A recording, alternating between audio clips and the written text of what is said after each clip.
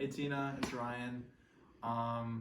This is hip practical exam video part B.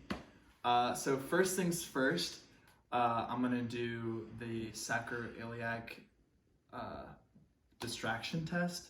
So I'm going to I'm gonna have the patient lying in supine, and I'm going to cross my arms, and I'm gonna put my hands onto the iliac tubercles, and I'm going to apply a pressure that's away from the midline.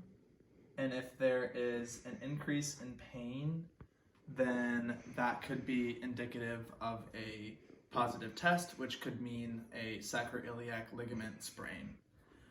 Next one, I'm going to have my patient lie on her side,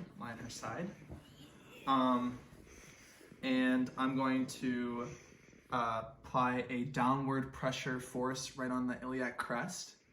And if there is any pain there, that would be a positive test, and that could be like if there's any pain around the SI joint, then that could mean that there's a positive test, and that could mean that there's sacroiliac joint dysfunction. Lay back on your back for me, please. Next one I'm gonna do is the thigh thrust. So I'm going to have the patient in supine, and then I'm going to have one leg down just like this. The other leg I'm gonna flex 90 to about 90 degrees. I'm gonna hug this leg. I'm gonna put my other hand underneath the sacrum, just like this. And then while I'm abducting and adducting the leg, I'm going to slightly provide a posterior pressure, trying to reproduce that pain. And if there's any reproduction of pain, that's a positive test, and that would mean that there is sacroiliac joint dysfunction.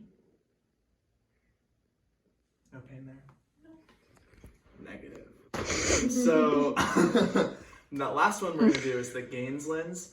So this one I'm going to have the patient, well, we're not really rolling to any side because this is just very narrow, but I'm going to have them as close as they can to the edge of the table, on their back, on their supine, in the supine position, and I'm going to have them bring their knees to their chest, just like that.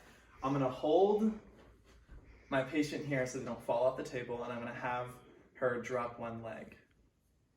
And while this other one is still fixed like this. And I'm going to see if that increases any pain in the sacroiliac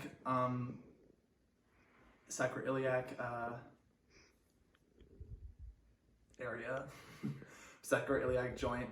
And if that does increase pain, then that means it's a positive test, and that could mean that there's sacroiliac joint dysfunction.